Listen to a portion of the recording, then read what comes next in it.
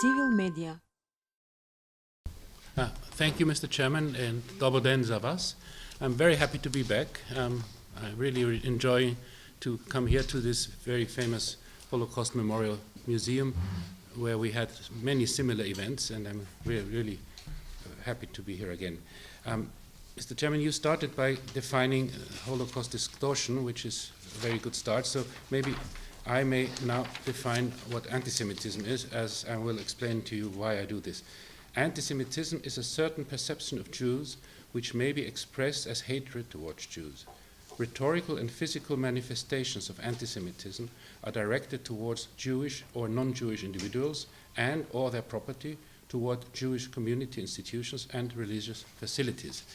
Now, this definition was done by the International Holocaust Remembrance Alliance, which I represent here today, and it also is the basis of the first declaration of the European Council on anti-Semitism, which was negotiated under the Austrian chairmanship in the second half of last year.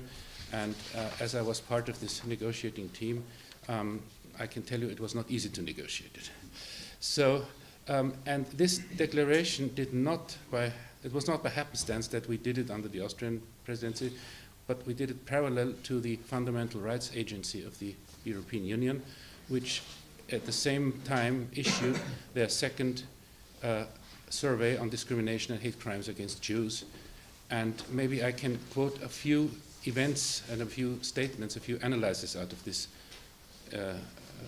survey, which many of you, of course, have read. It says about 90% of respondents feel that anti-Semitism is growing in their country. Around 90% also feel it is particularly problematic online, while about 70% cite public spaces, the media, and politics as common sources of anti-Semitism. Almost 30% have been harassed, with those being visibly Jewish most affected.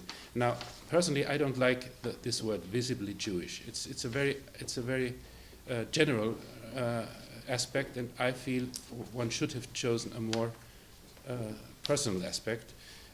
You have seen in the definition it is different. We rather like to say against people who are the assailants perceive as Jews. I will come to that later, because this is the big question about what is anti-Semitism in all.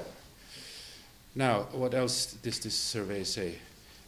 Anti-Semitism appears to be so deep-rooted in society that regular harassment has become part of their normal everyday life. Almost 80% do not report serious incidents to the police or any other body. Often this is because they feel nothing will change. And over a third avoid taking part in Jewish events or visiting Jewish sites because they fear for their safety and feel insecure. The same proportion also have even considered emigrating. Now, such results are really very alarming, and we in the IRA feel that, according to our basic document, the Stockholm Declaration, we have a real responsibility to counteract. We have the advantage that we are an institution which combines government envoyees and experts. So, you know, if we try a political strive towards some goal, politicians and even diplomats are rather hesitant and say, look, how that might affect our bilateral relations. We have to think on all aspects. The experts are quite different, and I'm very happy to have them. Goran is one of these experts, of course, and many others. They can consider the real problem, and then they have the possibility, according to our rules, to directly address the chair and say, look, this is something in this country that doesn't work. And if the chair is a brave chair, and we had very brave chairs in the past, then he writes a letter to the government. And then things starts rolling. Then we have the discussions, the negotiations. We had setbacks, but we had some successes as well. So the IRA has a political activity and a political role, which shows that strengthening the Holocaust is not only that combating Holocaust is not only done by strengthening education, but also by taking political steps. Of course, we have the three big pillars: the education, the remembrance, and the scientific approach. But we also have a political aim, and we have a political mandate. So now let me a little turn to the situation in my own country, because these alarming results that we just heard from the Fundamental Rights Agencies unfortunately, are quite reflected in our country. We have, in the past years, really registered an increasing number of anti-Semitic events, even bashing of persons, direct assaults, but most of them in the public media. And then again, and that is the sad truth, the social media are being increasingly instrumentalized, not only for anti-Semitic, but for any anonymous approach that we can call racist, extremist. It goes, again, it's used as an expression for xenophobia, of course now, and this is a European illness against immigrants and so on. And you know that the social media are very difficult to control, to detect, and they also bring people away from the traditional media for the simple reason that it is much easier to turn on the computer than to go to the shop to buy a newspaper. Newspapers are getting more and more expensive, or to buy them online, which is also not free. So this is something the Austrian journalists publicly stated is their big problem, because they have to survive, and for that they need money. And if they don't get it, they cannot work. And the social media have the funds, and they have them from extremist circles, even from extremist circles that are now enshrined in parties, some of them in parliament, and some of them, unfortunately, even in governments. So this is the problem we are facing, and that is why the IRA is something in between, where we can be a little more direct than even the governments we represent. And I hope we can go on. We have the plan to hold a meeting on high level in 2020, 20 years after the so-called Stockholm Declaration, and we hope that our heads of states and governments will have the courage to go beyond the Stockholm Declaration and address the present problems that are connected with anti-Semitism, Holocaust distortion, and what we can learn from the Holocaust when addressing all the other matters of xenophobia and extremism. If I still have time, I would like to say a few words about the roots of anti-Semitism in Austria. Why? Because they are specific for, let's say, the whole events in Europe. You know that the traditional anti-Semitism was directed from the Christian side.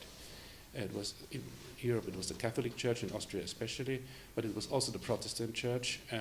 We know we celebrated 2 years ago the 500th anniversary of the Reformation, and many Protestant high-level members of the clergy stated and even apologized for what Martin Luther said about the Jews. And I don't have to say anything about the Catholics. We know the events in Spain. You can see them here in the museum, because they have a direct influence on the Sephardic Jews and why they came to the Balkans. I don't know much about the Orthodox Church. Maybe I can learn something from you, how they behaved towards the Jews. But in Austria, something happened. The Habsburg dynasty, first of all, released the law to protect the Jews in the time of Joseph II, the son of Mary Theresia, which gave the Jews a comparatively high degree of protection, but again, of course, isolated them. And the second step was that the Habsburg monarchy and the Habsburg court and the system recognized every Jew who got baptized. And immediately after you were baptized, you were a complete member of the Christian family, and you could attain the highest jobs. A good example is the Austrian composer Gustav Mahler, who was born of a Jewish family in today's Czech Republic. He was baptized because he wanted to become director of the Vienna Opera, one of the highest posts you can get. Now, this happened, and there were a lot of Jews who were baptized, and there were many Jews who were not baptized, but who refused their own religion. They were liberals. They just wanted to live peacefully in a liberal society.